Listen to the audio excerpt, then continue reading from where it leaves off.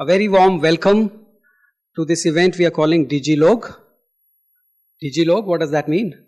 Digilog, digital dialogue, or maybe dialogue on digital media. Perhaps digital and social media, that's the meaning of Digilog we tried to make. We all know digital and social media has become an integral part of our everyday lives nowadays. Whatever may be our age, our occupation, our location, and the importance and the influence as well as the reach and the sort of power of the digital and social media is only going to keep increasing as the time goes by. So the delegation of the European Union is organizing this platform as really an opportunity for the best experts and activists from Europe and India to come together on one stage and to kind of compare notes, exchange ideas, insights, experiences in a spirit of mutual learning, collaboration, and development. So we now have a full panel here, and we are very pleased to welcome Ms. R. Jaya, the Joint Secretary, Ministry of Information and Broadcasting. Thank you, ma'am, for sparing your time. We have from Brussels, we have our colleague David Tanney, who is the head of digital and social media for the European External Action Service. And David is going to tell us about what he does in his job. We also have Osama Manzar. Osama Manzar is a well-known person in this field. He runs this organization called Digital Empowerment Foundation. And we look forward to hearing from him his first-hand experiences of how digital and social media can be leveraged for advancing social development and economic progress. So with that, I think, the background is now set. And I'd like to, first of all, request the Ambassador of the European Union to kindly come and share with us his perspectives on the topic of the day from his vantage point. May I request Dr. Cravino, please. Joint Secretary, friends, ladies and gentlemen. Firstly, I'm very pleased to be here, to see a full house and to welcome you all to Digilog 2015. This is the first, but the title, Digilog 2015, suggests that there'll be a Digilog 2016. So you're all founder members of Digilog. This is basically, the idea here is really to have a platform to share our experiences, to share our insights from Europe and India on this new form of communication, which is rapidly reshaping the world around us. I'm very pleased that we can have with us Joint Secretary R. Jaya from the Ministry of Information and Broadcasting, and look forward to hearing her talk about the government's initiatives in the area of social and digital media. Very pleased also to have David Tanney. David Tanney is the head of social media at the European External Action Service, based in Brussels, and he has been very instrumental in drafting and implementing the social media digital diplomacy strategy for the European External Action Service. And to Osama Manzar of Digital Empowerment Foundation to share his views on how information and communication technologies generally, and digital and social media in particular, have been catalyzing social development and accelerating economic progress in India. So we're looking forward to hearing from both of you. Now, those of you in my age group, I didn't actually write that line; somebody else wrote it. But those of you in my, I'll be true to what was written here. Those of you in my age group are obviously extremely aware about the speed and the scale of disruption which social media, these new information and the communication technologies are bringing about. I say disruption, but actually disruption, I don't mean it in a negative, in a pejorative sense. It's actually also can be extremely enabling. And just to give you one very immediate example, as you all know, we had this terrible tragedy in Nepal over the weekend. And of course, my first concern was to communicate with my colleagues in in Kathmandu, the head of delegation there, and I couldn't get through. It wasn't possible. My emails bounced back, but then I saw a message that she'd put up on Facebook and we've been in contact through Facebook, which somehow, I'm not quite sure how, somehow her Facebook seems to be working, or her internet access. So it can be tremendously enabling, even in the most unexpected situations. Apart from an unexpected situation such as this one, we also have many cases in which we have new technologies providing information to all sorts of people about all sorts of issues that they would previously have great difficulty in accessing information on. We all know about cases relating to farmers knowing the price of products of the goods that they're trying to sell in markets, neighboring markets. We know about cases regarding poor people who find out about their entitlements through digital media. I think we'll probably hear a little bit about these kinds of possibilities that exist. Politically, of course, this creates all sorts of new phenomena, and we've seen this over the last half dozen years, where you have flash demonstrations. We've seen the importance of, for example, in the Arab Spring, of new social media in bringing about profound, rapid, dramatic change. In democratic societies, we have people convening demonstrations to protest or to support, usually to protest, because that's a hallmark of democracy, that you protest against governments, whatever the governments happen to be doing. So we find that politically there are a whole new set of opportunities and challenges that governments and all political actors or all citizens have to be thinking about. Public administrations in this context, I think, have a very important responsibility to make sure that they create the appropriate enabling environment, regulatory environment as well, but I would put the emphasis on enabling environment to obtain the greatest possible use of these technologies for human welfare, for human advancement. For us in Brussels, we have, for this, the new European Commission, some of you will know, or most of you will know, that the European Commission was renovated, our equivalent of a new government, in last November. And amongst the priorities, the digital agenda has come to be identified as a very, very clear political priority. It has various components. It's one of the pillars of our Europe 2020 strategy. When we talk about Europe 2020, we're talking essentially about economic growth, employment. So it's an important component of the Europe 2020 strategy. The main objective of the digital agenda is to develop a digital single market with a view to promoting sustainable growth and so on. It has 7 pillars. I wouldn't usually bore you with all of the details, but I think by announcing these 7 pillars, you'll understand very quickly the elements. The title of these 7 pillars will tell you the elements that we're looking at in terms of the digital agenda. So they are achieving the digital single market, creating a single market in the digital world. Second, enhancing interoperability and standards. Thirdly, strengthening online trust and security. Fourthly, promoting fast and ultra-fast internet access for all. Fifthly, investing in research and innovation. Sixth, promoting digital literacy, skills, and inclusion.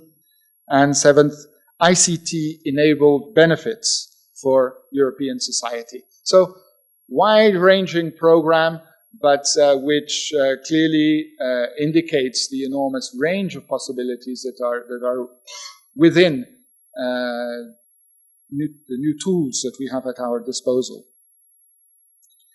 We've also exploring rather enthusiastically, I think, in these days, the potential that is offered by the use of ICTs across a number of sectors. For example, monitoring and managing climate change, looking after aging populations with e-health and telemedicine systems and services, digitizing content through Europeana. If you don't know that site, then I definitely encourage you to go and find everything you ever wanted to find and many other things you never did want to find on this site. And saving energy through intelligent transport systems. So just enunciating here a few of the many, many possibilities that are just opening up in front of us. The digital single market. This is one of the priorities of the Commission of Jean-Claude Juncker. When he took office, he said, these are my main priorities. This is what I want to be held accountable for when the time comes, and this is what I'm going to be getting my team, my commissioners, to focus on as absolute priorities. So digital single market. The idea here is that we can produce about 250 billion euros of additional growth in Europe. Translated, this means hundreds of thousands of jobs, and particularly jobs for young people, not for, as my speechwriter wrote, people of my age. Coming to EU-India relations, I'm pleased to report that we've got a good, strong program of cooperation in the field of ICT. I have working in my delegation since 2013 a person who is exclusively dedicated to ICT.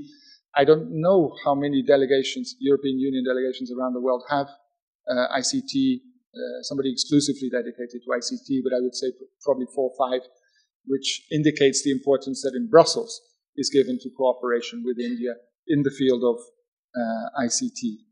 We have regular bilateral discussions we've got an India-EU joint ICT working group. We've got an ICT business dialogue. We've got an annual policy dialogue with the Indian Ministry of Information and Broadcasting. We've got also a lot of dialogue happening in terms of promoting India as an investment destination by facilitating market access for European companies that are working here or wanting to work here. In short, we have a lot of ongoing work in a range of areas around the theme of ICT. The Indian government, new government, has identified the concept of Digital India as being an organizing concept, one of the organizing concepts for its work, one of its flagship ideas. I'm looking at the moment at how we can create synergies between this concept of Digital India and our European concept of the digital single market. For both of us, these are priority areas. It therefore stands to reason that for both of us, there's a lot that we can benefit from working hand in hand. On ICT standardization, we've just launched a new cooperation project which will support cooperation between European and Indian telecom standards organizations. The ETSI on the European side, TSDSI on the Indian side. Both of them are working with the respective stakeholders and creating appropriate mechanisms for increasing harmonization of standards. Research and innovation, another area where we're doing a lot of work. And in Europe, through our Horizon 2020 program, which is a vast 70-odd billion euros program, so a lot of money. It's a program that is open for the participation of Indian research organizations, of Indian individual researchers, and we are actively engaged in trying to promote the participation of Indian researchers in the activities under Horizon 2020. On the important topic of internet governance, a lot of dialogue going on. 2015 is an important year in this respect.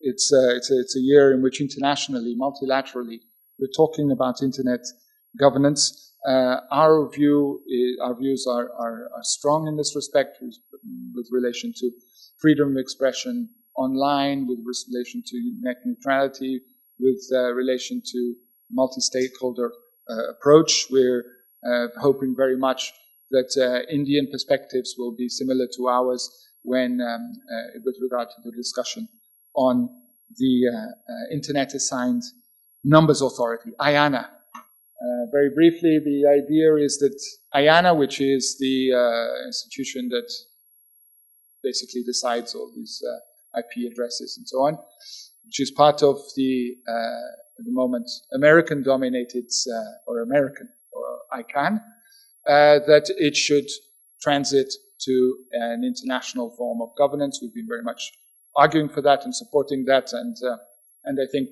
there are conditions for that to be happening in the near future. And so we're looking forward to engaging strongly with India and working out the exact format that this should be taken.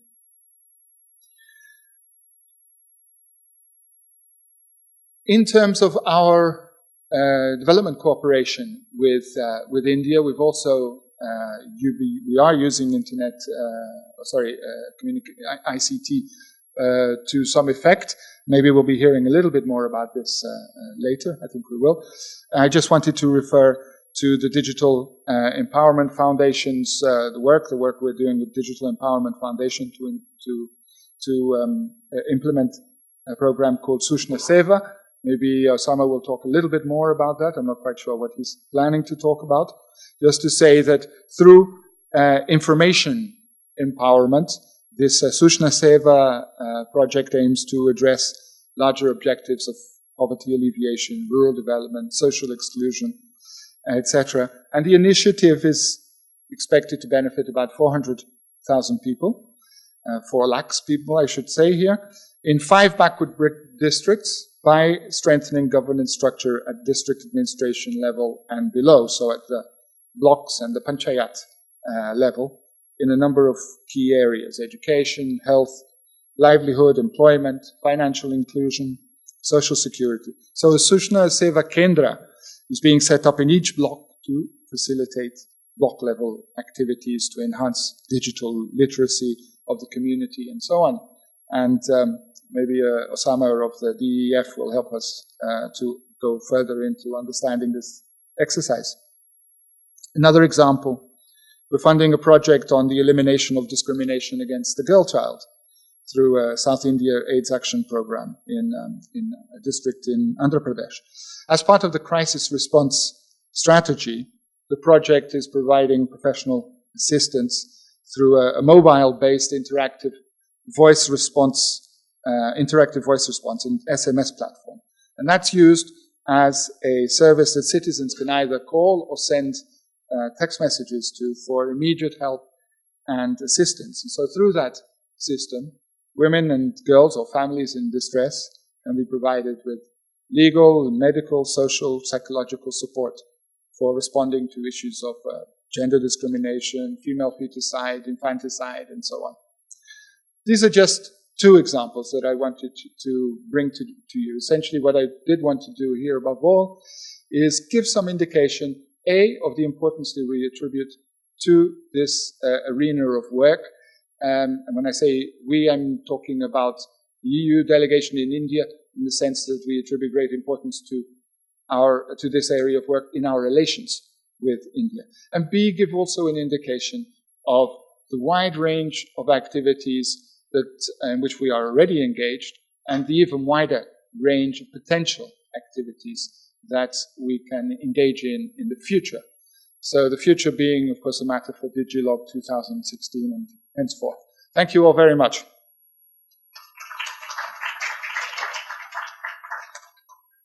Thank you, sir, for laying out the framework and also already putting on the ground the framework for 2016 activity. Most welcome. And also for giving us a comprehensive overview of what the EU and the EU delegation in India is already doing in the field of ICT. It's now my pleasure to invite the Joint Secretary from the Ministry, Ms. R. Jaya, to give us an overview of what the Government of India is doing in this field. Ms. Jaya.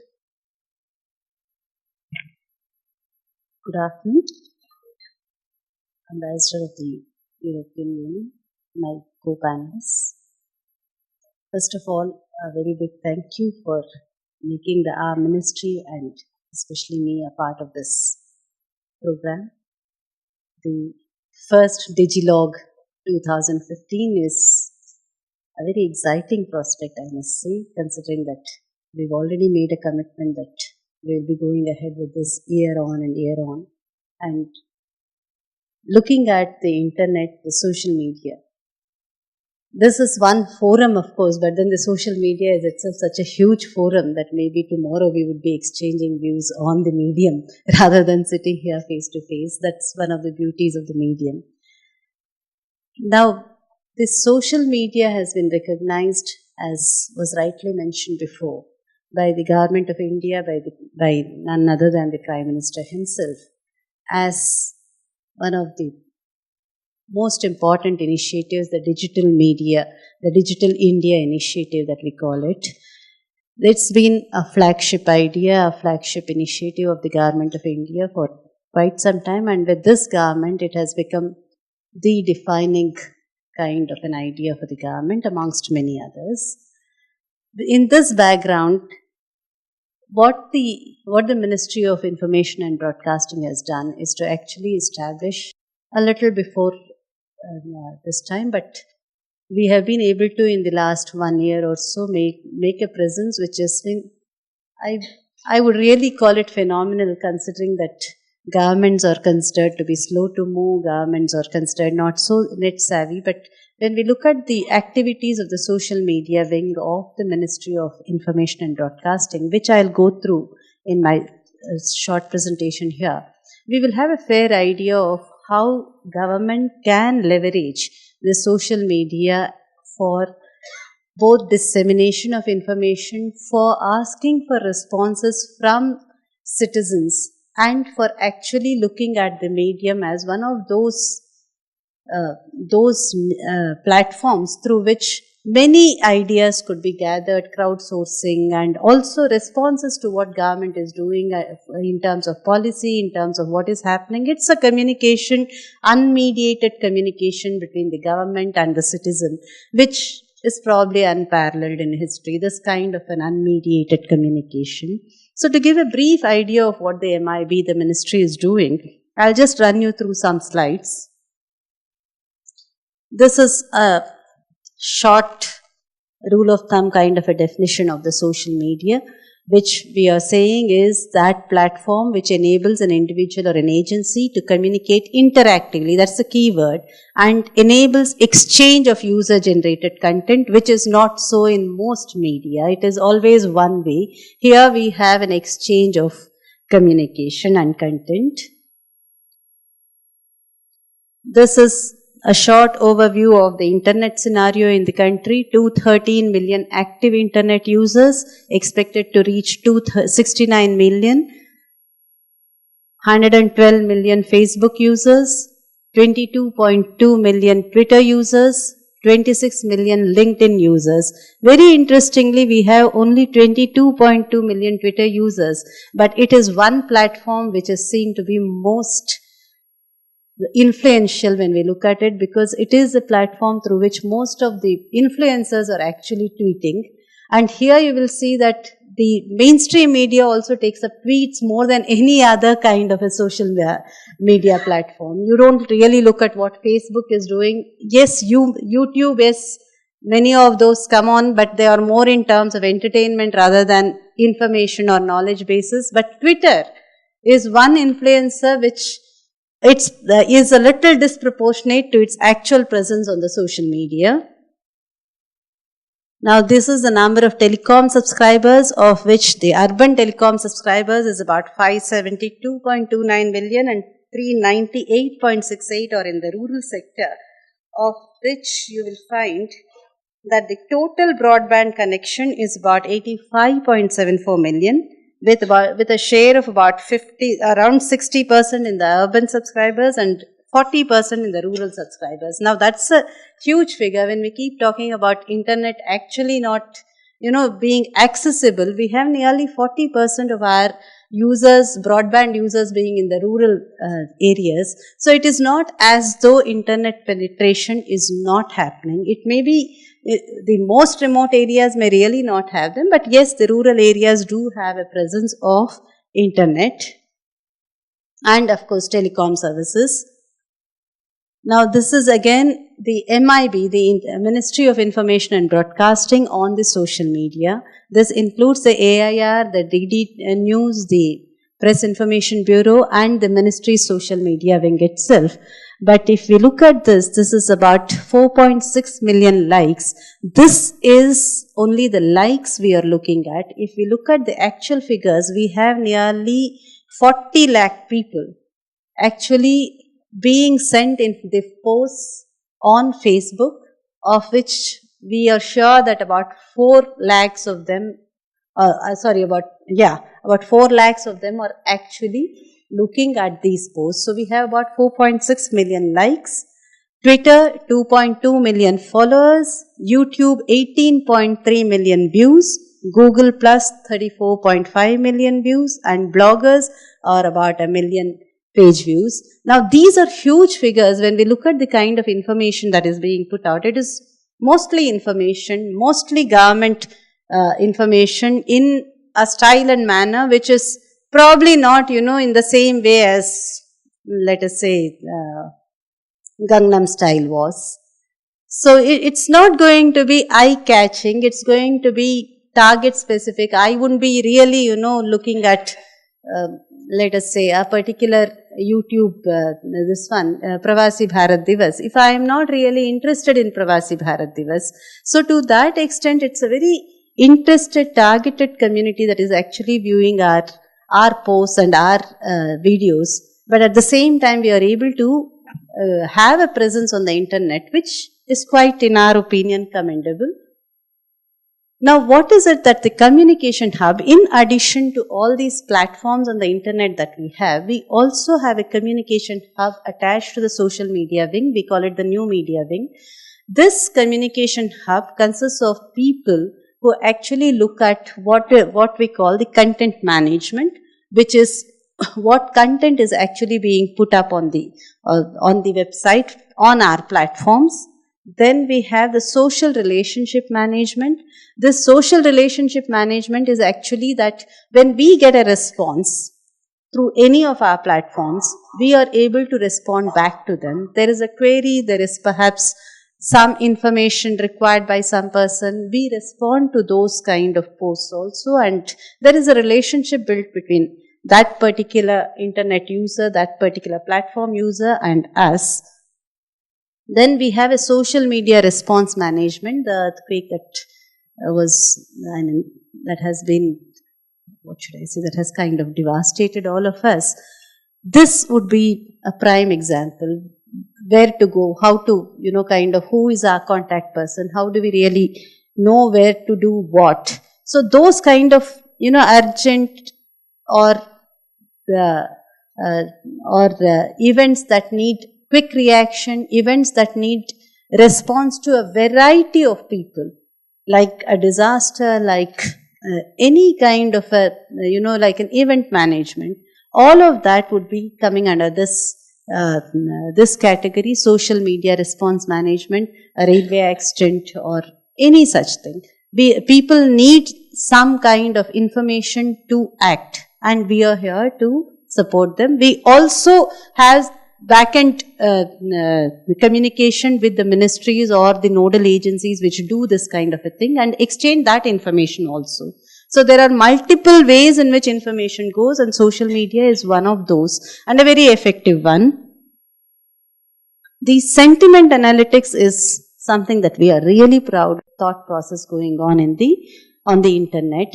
You'll be surprised to know that about 45 million sites, websites are actually trawled by us every day, twice a day, and we are able to get the sentiment analysis on any event that we would like to know. So if there is the budget, we are able to say what has been the sentiment. Has it been a positive sentiment? Have there been negatives, more negatives or more positives? What are the neutral kind of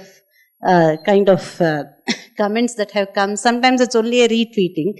Sometimes it's just giving the information again. So they are all neutral. Sometimes they say they like it, then it becomes a positive. So you have the social media sentiment analytics coming up twice every day.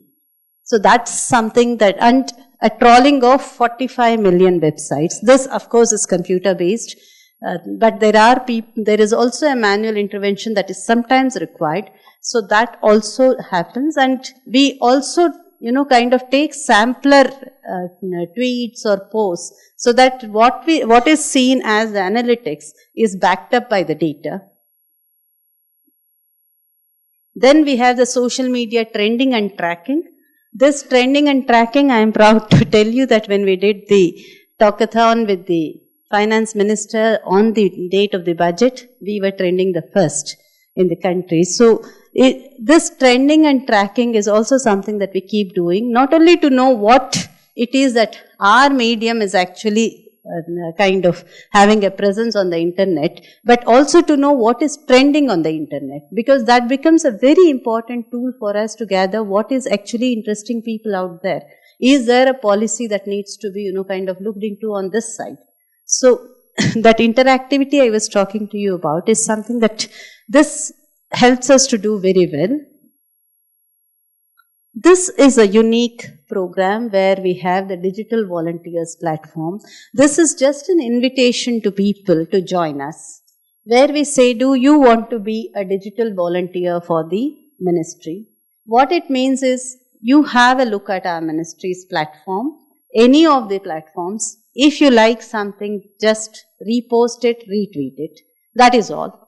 So again, we have about nearly 5,000 digital volunteers. These are mainly people, very young college students, most of them, who want to be involved with us to know what it is that we are doing, to also know how they can really contribute to what is happening. So it's a very exciting kind of a program for people to join in, for people to know what is happening in government, and also to voice their own, opinions on what is happening. So this is the Digital Volunteers platform. So these are the ways in which the social media actually functions. Now these are some of the statistics on those kinds of functioning. Special reports within a period of about a year have been 591 reports, as I said, twice a day. Then these are the sentiment analytics. You will find that the green one is the positive sentiment, the grey is the neutral, and the red is the negative sentiment. Believe me, this is unmediated. This is quite unmediated, and this is a sentiment that keeps coming up as to why is it that the conventional medium does not reflect what the social media reflects. And that, I suppose, is a question of opinion makers. Who are the opinion makers where, and the mediations that happen. So, and what you see below that, Canada and India signed a uranium supply deal. That is the kind of sites that have been crawled through. So you have the tweets, you have social sites, you have, what else? The news articles, you have the blogs, and then the others. So you are just having a kind of an idea of what are the sites that are being actually seen. This is the kind of things, the ideas of the government, the initiatives of the government that have been actually covered in the social media. So you have all the ideas of the day: good governance, My Clean India, that's the Swachh Bharat, Man Ki Baat, Ganga Manthan, Beti Bachao, Beti Padhao, the talkathons. The talkathons are, of course, not the idea, but the way in which the ideas have been actually tried to be put up on the social media. The Shramaveva Jayate, the Pravasi Bharat Divas, then the Reinvest India, Digital India, Make in India, the Pradhan Mantri Jan Dhan Yojana. So you name it, we have it on the social media, and it's up there for everyone to see even today. It's all archived, it doesn't get offloaded, it is always there. These are some of the visuals. I'll just let you have a look at the visuals. It will take a little while, but you will certainly, I think, enjoy what we have put up for you here. Each one of those ideas covering the entire India, as it were.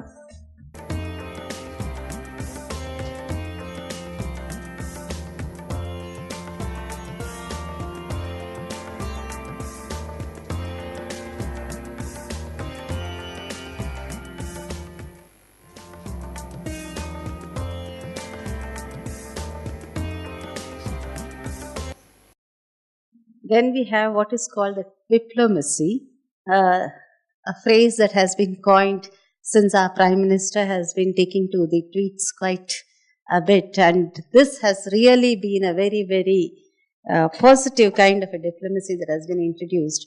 So you will have his conversations with the Canadian Prime Minister, you will have him talking about Nepal being a valued and deeply valued and old friend of India, and then he has been doing it with so many people and so many ways that his tweets themselves become news many times, as you know. So this is a kind of, this is what we call diplomacy that has been introduced by the present Prime Minister. The Twitter posts, these are the various Twitter posts that have come in, and some of them made by the Honorable Prime Minister himself. You may like to see.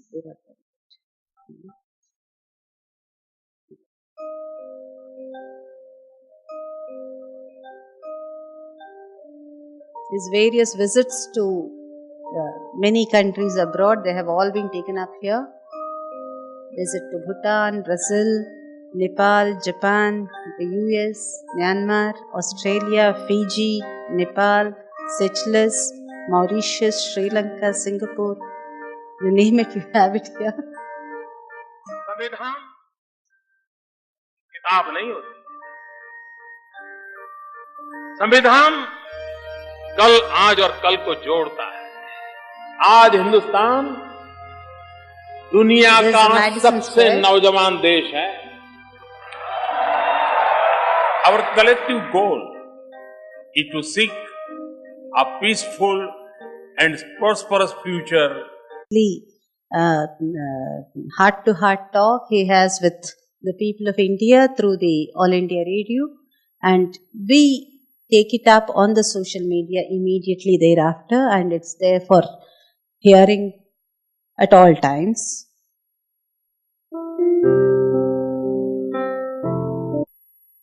This is his tweets on the Swachh Bharat Abhiyan. And this is probably the first in the world where we call it a talkathon. I hope that's the right word to use. The talkathon is a platform. It's like a discussion with either one person or a panel discussion where you are logged on to multiple platforms. This talkathon was, the two pictures here represent two talkathons, one with the Honorable Finance Minister and one with the Honorable Railway Minister, where you will find that on the days of the respective budgets, the union budget in the first case and the railway budget in the second case, we actually had them interviewed. Not really interviewed, they were answering questions by the public which were invited on Twitter, and they were answering questions directly over YouTube. And this was a platform where you had Google Plus also on, you had, of course, YouTube was live streaming it, Twitter was giving out the questions, and Google Plus was also airing it, and Facebook was responding. People were responding on Facebook to the talkathon that was on. So this was a unique experiment, and this had been done before in a very small measure at the IFFI Goa of 2014, where there was a panel discussion with some of the biggest names in the industry. Subhash Ghai was one of them. So with that experience, we wanted to go big. That was limited to the YouTube, but here we wanted to go big, and we had this all multiple platforms being integrated, and this was the Finance Minister's talkathon was in fact trending number 1 in India on that particular day at that particular moment, 6 to 7 p.m. And what was interesting was that it was again an unmediated kind of a thing. People were just posing their questions and the FM was replying to them. So anyone could pose that question as long as he had access to the internet. Now this is something that again is an innovation, an initiative of the MIB and of the Government of India in general. E-books are being made for each ministry. Our ministry is in the process of now kind of opening up that e-book, This is a small glimpse of the ebook for this audience. So this was an overview of what the MIB is doing as far as the social media is concerned. We are only hoping that this initiative would grow bigger and bigger and bigger, because there is so much of potential in this medium.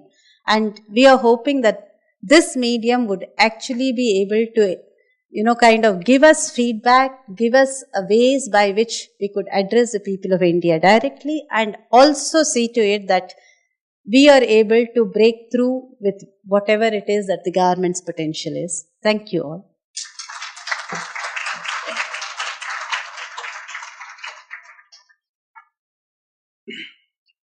Thank you, ma'am. Thank you very much for that comprehensive overview of what the Government of India has been doing to leverage digital and social media.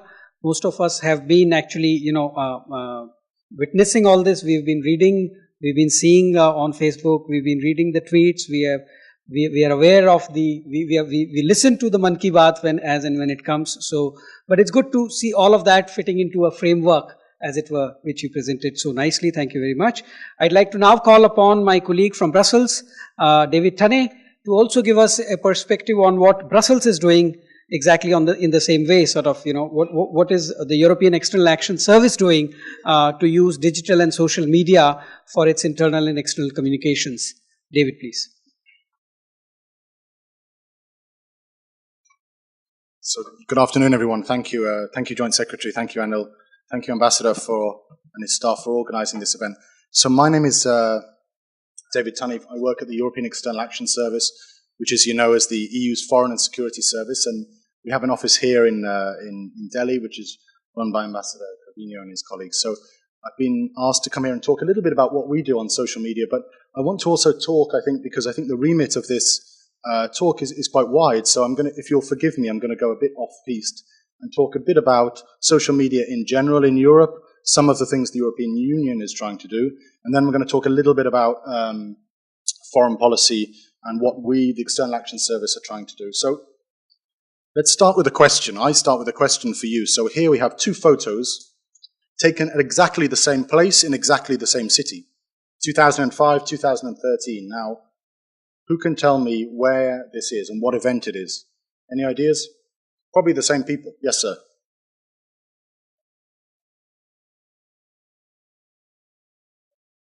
Yes, you're right. You're right. This is the election in 2005 of Pope Benedict, and then in 2013, the election of Pope Francis. Now, exactly the same photo taken in just outside the Vatican, probably the same people saying the same prayers. Now, you see at the bottom, you see for yourself, the short changes in a short time. This says it everything. So you see in a very short time, the world has changed. And we who work in international relations must adapt and learn to deal with these changes, because news and international events are traveling so fast now. So we as an organization must learn to change, both in our public diplomacy aspects, but also in terms of delivering our policy and how we deliver. Can I just make one general point? I think we live in a networked world. The world is increasingly networked. And networks are giving way, hierarchies are giving way to networks. Now, this is uncomfortable because often our organizations, many public organizations, are hierarchical, but the world is becoming increasingly networked. So the question is how we can leverage networks. Now, I'd like to think that the European Union, like India, is also a network. The European Union is a network of 28 states, 23 official languages, traditions, cultures, religion, a shared history, both painful and happy, as you know. So the European Union is also a very powerful network, just like India. Let me talk a little bit about the European Parliament, if I can, to talk about social media and the institutions. Now, the European Parliament, as you can see, the European Parliament is based in Strasbourg and in Brussels. They have 2 seats because one is not enough. Last year they had elections, 2014. Now, the European Parliament is the only pan-European democratic process that we have. I think it's one of the largest elections in the world after India, actually. About 300 million people are entitled to vote. Last year, in the 2014 elections, for the first time, the percentage of people voting did not go down. It more or less stabilized. One of the reasons, I think, is to do with social media. And I think social media played a very important part in mobilizing and getting people interested in these elections. Because one of the problems that European Parliament, European institutions have faced is a certain amount of apathy, a certain amount of lack of knowledge about what we do. So social media was very important for the Parliament and for parliamentarians. I'll just make 2 points further to the European Parliament elections in 2014. In that week, the week of I think it was the 25th of May, there was over 1 million tweets sent using this hashtag, EP2014, EP2014. 1 million tweets. Not as many as the India election, but a huge amount. Remember that the European Parliament is dealing with different nationalities, different countries, different languages, right? So that makes it even more significant. I would also say a second point about European Parliament and politics in general, is that two political parties, namely, and I love these names, the Swedish Pirates and Italy's Five Star Movement, were built around the internet. The Swedish Pirates are a Swedish group who object to any regulation of the internet whatsoever. That's their platform. They got members of parliament elected just on this platform. The Five Star Movement, which was started by Beppe Grillo, an Italian comedian, he started his political movement through his blog. One man sitting in a room writing a blog is now represented in the European Parliament, he's represented in the Italian Parliament. So you see politics and political movements are changing. Now I have another question for you. In the framework of voting, and especially voting online, can anybody identify this country, this capital? Estonia, great. One of our Baltic friends, Estonia. Well done, sir. So this is Tallinn, the capital of Estonia. First country to introduce voting online. They started, I think, in 2005, and then in 2007 they had the first national elections where people could vote online. In the last election, 2015, they had, I think, 31 or 30% of people. So about a third of the electorate voting online. That is a lot. That is really a lot. And I think this is a really, really significant development, allowing people to vote online. Now, not all political parties are going to be in favor of this, let's be honest. I mean, if your voters tend to be over 65, probably you're not going to be very enthusiastic about voting online. So it's interesting to see how it will develop. But it will develop. It will not go backwards. It is here to stay. And I think it leads me to what I want to say next about e-government, the development of e-government and e-services in the European Union. We see Estonia voting online in 2015. We see also e-government, more and more governments in the European Union putting public services online. For example, filling out your tax returns online. Now, I guess this is not exactly the most successful government policy, not exactly the most popular government policy, filling out tax reforms online, but nevertheless an important one. There's also e-health, access to healthcare and information online. This is extremely important. People can now access more and more health services and healthcare online. This could have enormous impact. Just a little anecdote about this. I remember reading an interview, it was in Britain actually. It was an interview with a doctor who was complaining about Google. He said, you know, I really hate Google because most of my patients, they self-diagnose themselves via Google.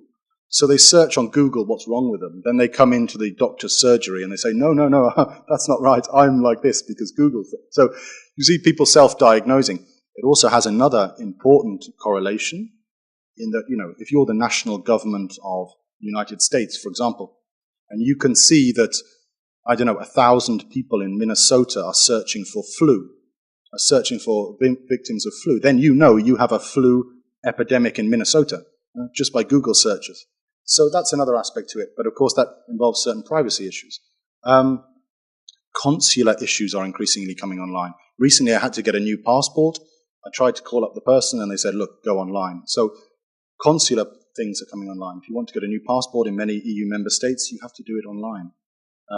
There are two things driving this. I think one is a general trend towards digital technology, but it is also being driven, let's be honest, it is also being driven by efficiency and cost-saving measures, because often it can be cheaper to do it like that.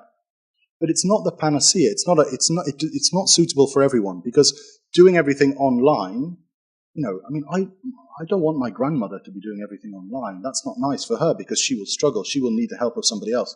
So we should be honest enough and open to admit this is not for everybody. Ambassador Covino talked a bit about the digital single market. You know, in the European Union, we have the largest single market in goods and services. One of the key things that the European Commission is doing is the digital single market. So, same online content wherever you are. You can set up a business anywhere in the 28 member states. Copyright rules, protection of personal data, that's an important one, an increasingly important one, and reliable high-speed broadband, whether you're in a city or in the country. Let me talk, if I may, a little bit about foreign policy and what we, the External Action Service, are trying to do. Now, you may have been following the news recently. You'll have seen that there's been very important nuclear talks in Iran, right? Now, these nuclear talks with Iran over its nuclear program are chaired and facilitated by the European Union. In particular, the High Representative of the European Union, Federica Mogherini, who is the boss of our organization, the head of the External Action Service. A few comments about the Iran talks. I think the Iran talks, these talks that have been going on for a long time, are some of the most sensitive, delicate, and important that the international community faces, because these concern not just Iran and the United States and Europe, these concern every single, in my view, every single country and citizen in the world. Because if these are successful, the world will be a safer place, and there's no two ways about that. One of the most interesting things about this whole thing is the way that both Iran and the European Union and the United States have used social media a lot to push their message. One of the most important is here by Javad Zarif, the reformist Iranian foreign minister, who used this YouTube video last year to lay out how he saw a settlement would look and to lay out Iran's position. This was a video disseminated all over the internet in many different languages. It was extremely successful, extremely well produced. And if we go a bit to the talks themselves, these are recent talks. They happened in March and April. They were like marathon talks, like 7 days or something. And here we have a talk from the head of the External Action Service, Federica Mogherini. I chaired Iran talks with John Kerry, Lavrov, Wang Yi, Steinmeier, Laurent Fabius, Philip Hammond. I think one of the most funny things is that this is, sensitive international negotiations, but the citizens, the ordinary people, as we call them, had a glimpse into what was going on and were part of what's going on. And this is one of the most interesting things. People were part of this.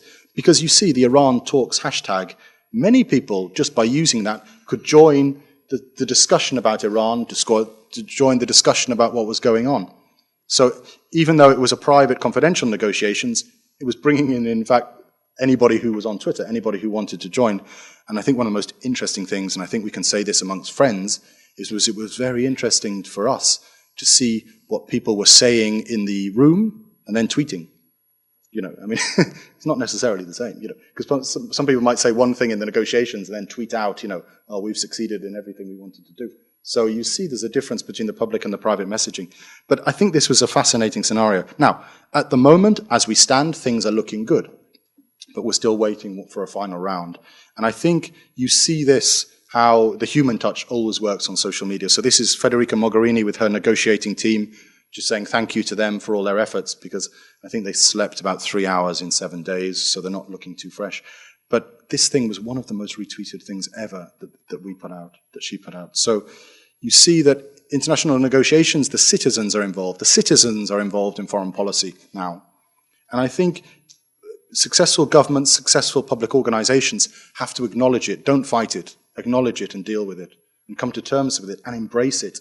It's not something to be afraid of, I think. As well as what we do in Brussels, we also do and also encourage our offices all around the world. We have 139 delegations in offices around the world. We encourage them to use localized content. We encourage them to reach people in their local language and to talk to people on the ground. And these are the excellent efforts of our colleagues here at our office in Delhi, the Facebook page, the ambassador's account, EU and India Twitter account. So I expect all of these to have at least 80 more likes and followers by the end of the thing, okay? No, but seriously, if you want to know what the European Union is doing, this is a good place to start. Because people often say, well, people don't know what the European Union is doing. But I say, look, social media is a way where we can tell people what we're doing and humanize what we're doing. Because, okay, we are a public organization, a bureaucracy, but we are, at least I like to think, humans, okay? So please check them out and see what they're doing. Just a few final observations. I think citizens are more involved in politics and international relations. That is absolutely clear.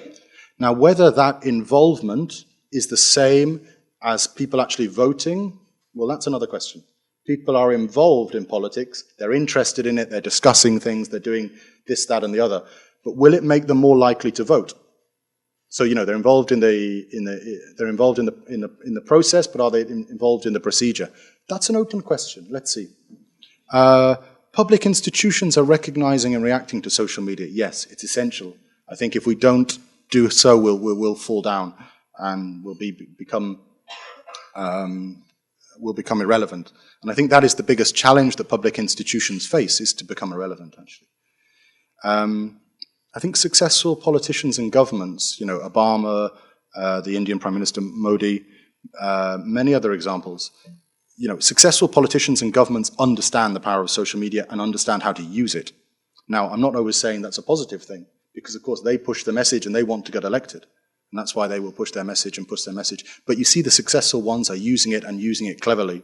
So if you're thinking of a political career, I would invest in a bit of time in social media training, definitely. Also getting some people to help you is good. Social media connects people, it empowers people.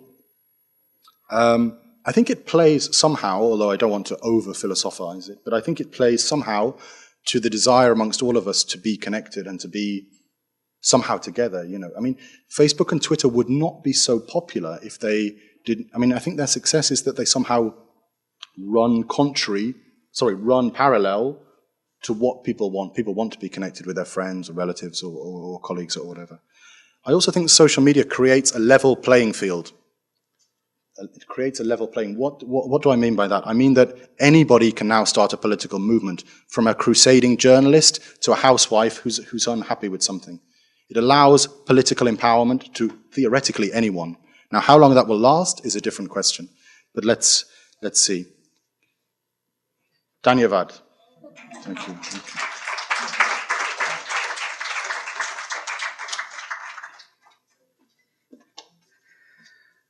Dhanyavad, dear David. That was an excellent overview of what the situation is as far as digital and social media is concerned from the vantage point of the European External Action Service, Brussels. I'd like to now take this opportunity to invite Osama Manzar to come and share with us what the Digital Empowerment Foundation, which he set up a few years ago, has been doing in leveraging the digital and social media to promote social and economic development. Osama. Okay, thank you. Okay, I don't know whether I should go for a presentation, but since I put a little bit of effort, I should share this. You know, we have been talking about this social media and digital media and so on and so forth. Incidentally, I work more in the areas where there is no media, you know, there is no connectivity, and people still want to get connected. They are very desirous that something reaches them and all that. So I thought, I was in Singapore about a couple of days back, and I was speaking in a conference on crowdsourcing, and my mind totally, you know, got, you know, zapped in the sense that what kind of era we are getting into is going to be all look like that will be controlled or managed or pushed by the crowd, looks like. So I just made it a headline of citizen, crowd and culture and how it is affecting media, advocacy, governance and making a change. And I found some of the words which is very common in Current's dictionary. Participative, democratic, rich media, you know, audiovisual. Even if you're not literate, you can participate. Even if you're not educated, you can participate, which never used to be a scenario earlier. Because, you know, if you're not literate, you can't participate in anything. But now, since you have a camera, you can just literally, you know, click and post. And it's real time. The challenge is absolutely all the time is that how you react in real time. All rich media in terms of audio, video, visual. Collectives is coming back into the discussion. Community is coming back into the discussion. You know, citizens, suddenly journalism is taken over by the citizen rather than just being, you know, about the journalists. You know, now journalists are reporting about citizens reporting.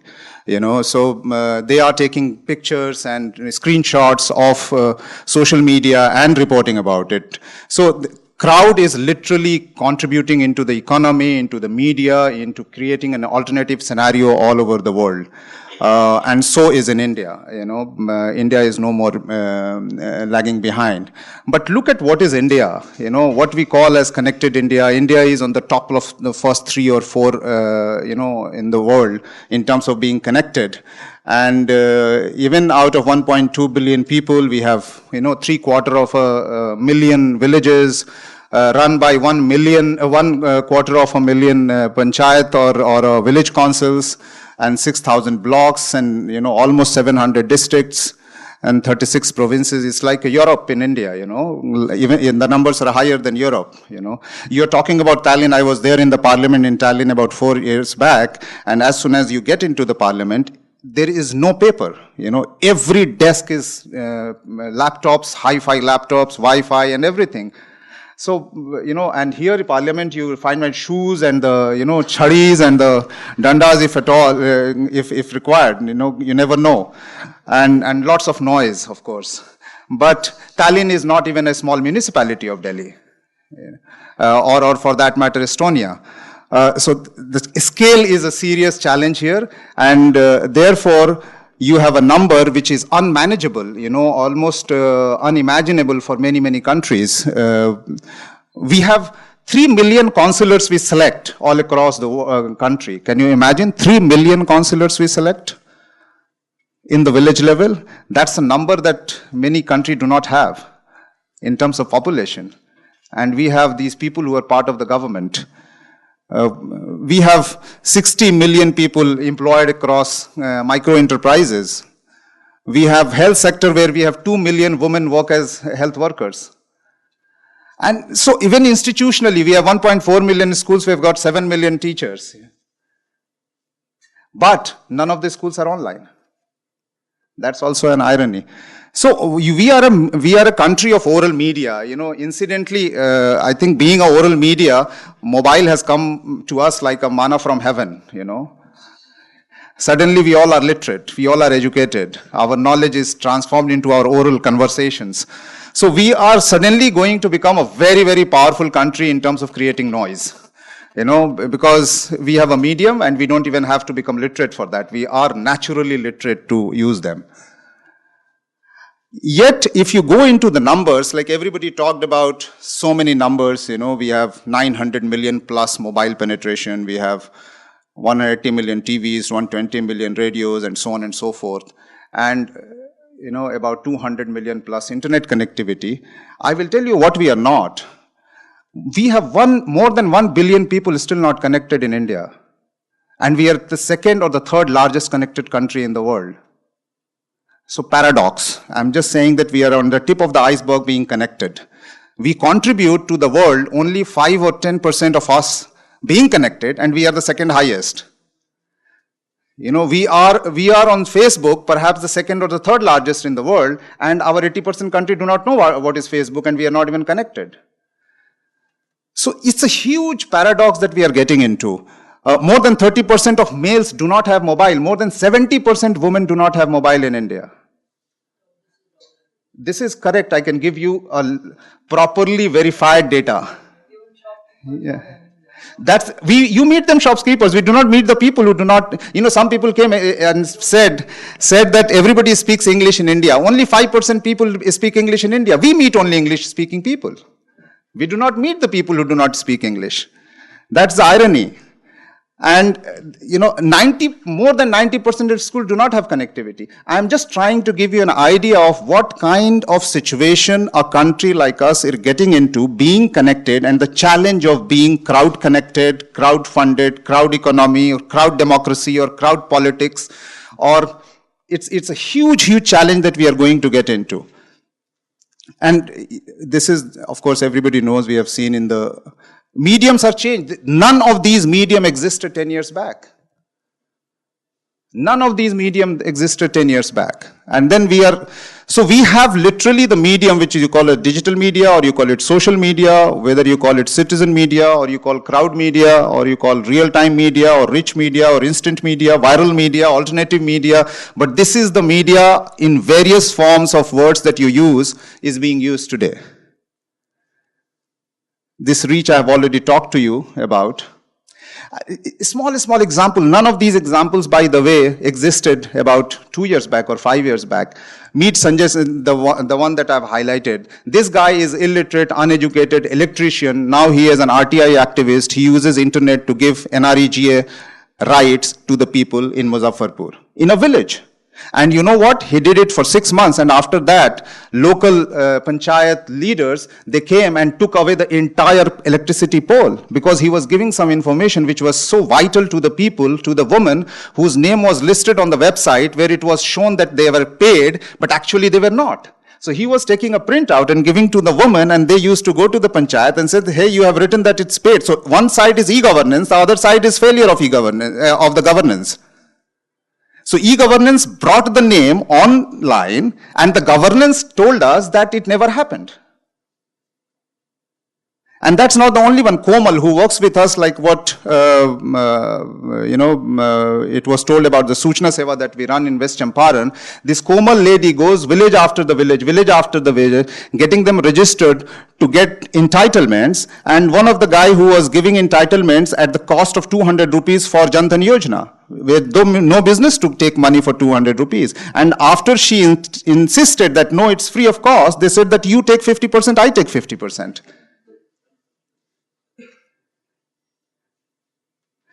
So these are some of the examples which is coming from the ground where there is no connectivity. I'm the same person. I'm going to tell you that every time we open a center in India, and it is not in one location, we are in 55 districts, 150 locations in about 22 states. All the places where we have been, there was no connectivity. We did the Wi-Fi connectivity ourselves, taking from one location to the other. Every time we open a computers, the first thing the kids or the children or the women or anybody who get online, they say, where is Facebook and where is YouTube? So what I'm saying is that nobody taught them, but it is all in the several kind of media. The awareness is there. They all want to get into online. Most of the kids are listening music online. They are using SD card to load the free movies or movies for 5 rupees or 10 rupees and getting online. All these people who may be on the fringes of the society are going to contribute into the medium and going to create a life which will be so either difficult or very challenging for governance perspective, from all perspective. And that is what the time that we are getting into. Community radio, we have worked together on community radio. I work in the area of community radio. I sit with her on the committee that give license to that. Community radio has suddenly become the most powerful medium. Why? Not earlier, because it is intertwined with mobile. Now it is real media. When you do FM broadcasting, the other guy is listening and calling a real-time call and making a real-time. So even the radios are becoming real-time because mobile is complementing it. So all those rights that we have been thinking about or talking about or suffering from not having it is going to be a serious challenge. All those women, all those health workers, all those people in the deep villages who have been deprived of all the rights, entitlement rights, are going to shout now. They are going to blast it. I will write @PM Narendra Modi and I will send it that I haven't got my rights. What will you do if I send 1 million messages like that in about 10 days' time? You will have to act. Because there is no medium in between, there is nobody to block me to send an email or send a Twitter or send a Facebook thing. Yesterday, I didn't know where the Gurgaon police was. Now they are online. I can post it. And they got pressurized to become online. It's not that they thought that, it's a proactive choice. No. Because people were posting in any case. And they thought, why not officially we take these complaints? So, all these, you're talking about RTE, now I will post about RTE. You're talking about RTI, now I have a medium, I will post it. And you can kill 1 person, 2 people, 10 people. How can you kill, 200 people or maybe 2,000 people or maybe 2 million people who are posting? So all those constitutional rights are going to become extremely important to the people. It is going to reach to the people. And they are going to shout. They are going to speak. The unspoken people, the media dark-oriented people are going to be media front-oriented people. And therefore, the biggest, trends you will find is citizen media crowd economy. Now, nobody is looking for money somebody else. Even in the startup sector, I have seen now people are not giving to a startup venture capitalist. They are sourcing money from the crowd to start an organization, to start a great, idea. And they don't need more than 5 lakh, 10 lakh or something like that. And people are ready to give them. So crowd commerce, crowd democracy, I'm thinking, will there be crowd democracy? I'm excited to think our government or our party is a total result of crowd.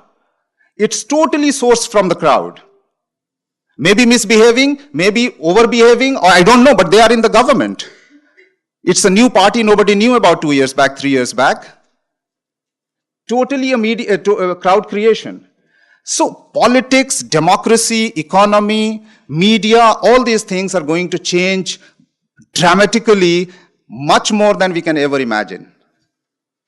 And therefore the challenge is the crowd itself, because they are no more just a count that you go every 5 years to ask for a vote, because they will tell you in 5 minutes after making a government that I am not satisfied. It's serious. I'm not ready to wait for 5 years. Next year you come with a liquor bottle and tell us that give us a vote once again. No. Even if I want to return, I want to return right now. So governance will be a challenge. Technology and infrastructure will be a serious challenge. Are we ready to do that? Because it's multiplying, it's not adding anymore. Accountability, responsibility, where the piece of the paper, now it will be questioned. You have been accounted for, you have been given responsibility, but are you really delivering or not? There will be, of course, huge cultural change. I have no idea what kind of culture it will be, whether we'll be able to handle those culture. Human rights violations will be talk of the town. It is already talk of the town. We know that there are human rights violations happening. Freedom, freedom of expression is being challenged. So all those will be taking place. Regulation will maybe become much more higher. We had 66A. Now, thankfully you are overcome, but there will be more coming. Because control will be tried more, because there will be more exercise of liberty and freedom of expression. So these are the challenges that we see that's going to happen, because the crowd will be on the doors. That's it. Thank you.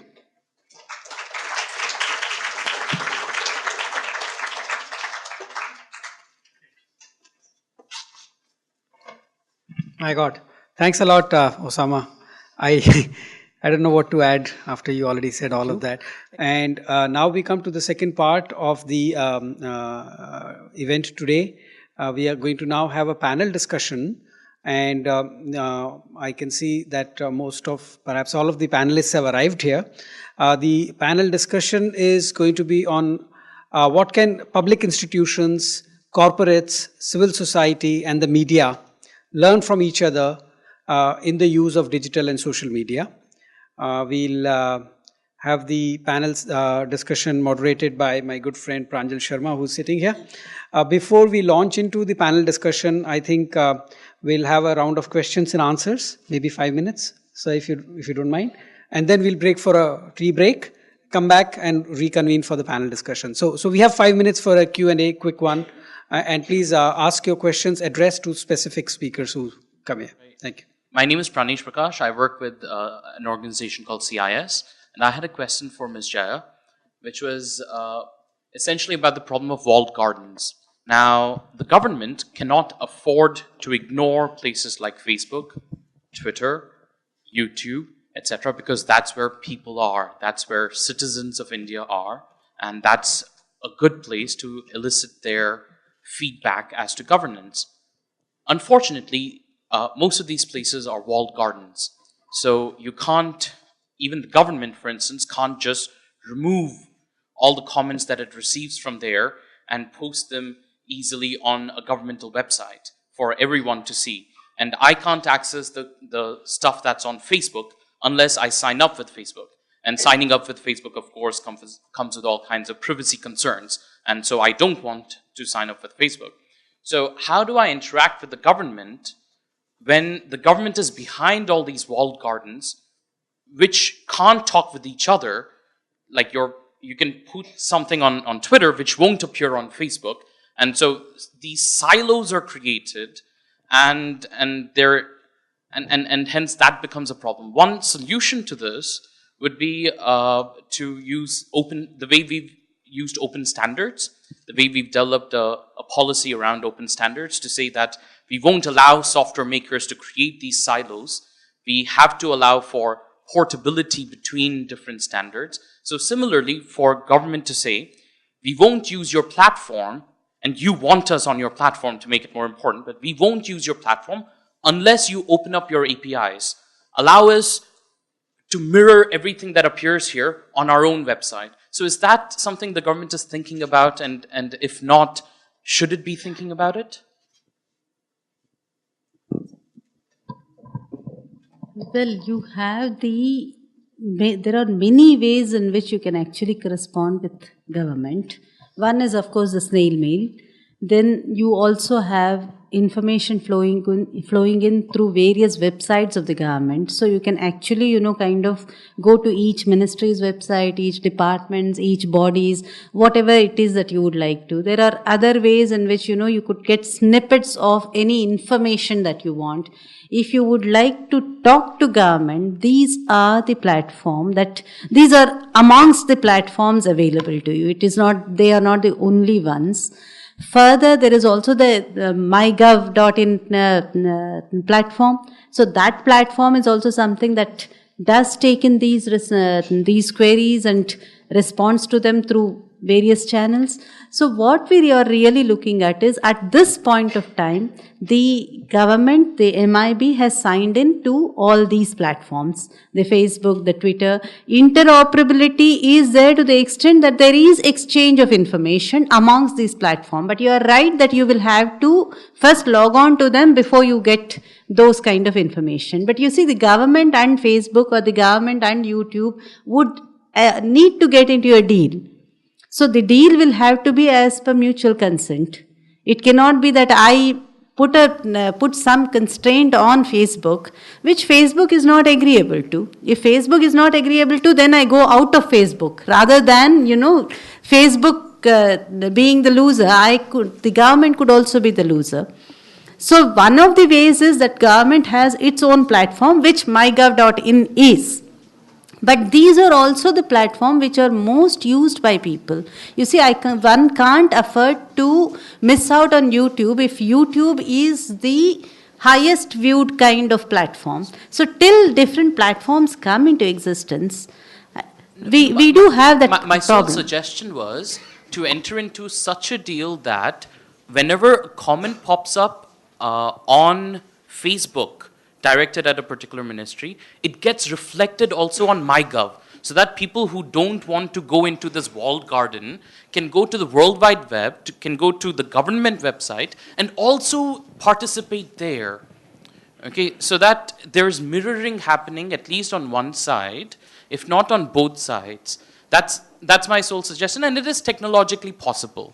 And except that the platforms don't want to allow it to happen because it decreases their importance. And I think that as a government, you have a duty to decrease the importance of Facebook, because the government shouldn't be tied down to Facebook alone. The government is not tied down to Facebook. That's what I'm trying to communicate here. The government uses Facebook as one more platform. It is not the sole platform for government. So, when I have a follow-up on that, because last year, I'm Pranjal Sharma. Last year, actually, in the UPA government had, and the DIT and the Ministry of Information Broadcasting had actually put out a policy saying that every central ministry department should appoint a digital information officer. So that was one structure which was put out, I think, which was supposed to sort of disseminate. But my concern and question, and actually I'd like Ambassador Cravigno, Osama and David to also react to this, is that increasingly I find that the government and the public institutions are using social media to disseminate, and it's a new modern version of propaganda, if I may, but they don't really either receive or accept questions from the citizens on the same platform. It's now become a very modern thing to say that, I'm on social media, but which also means that you're blocking yourself from being asked questions by the citizens. So is this also the flip side of social media that we have not considered yet? No, I'm glad you asked this question because social media is a one open forum where those questions can be asked. For instance, if MIB is on Facebook and you want to make a comment which is adverse to MIB, there is nobody at all who can prevent that happening. There is no mediation whatsoever. So how does it happen that the government does not I don't take want to that? get into personalities, but the fact is that many of the public figures use it not to answer direct questions from the mainstream media, whatever the quality of mainstream media would be. I think we are getting into comments here, which are probably not the brief of this forum. What I would really like to say is that this is, believe me, it is unmediated. We do not look at who is the person who is posting, what is the kind of post that has come. Yes, the hate mail, that is one category, and that does happen. The hate mail is ignored. But the other kinds of mail, genuine criticism, requests for response regarding information or regarding statuses of applications, those are responded to, or at least they are redirected to whoever is the concerned person. And that information is certainly given to the person who has posted. So that is happening. It is just that we seem to think that this is also a mediated platform. It is not. So may I request the rest of the panel to give a short view on this?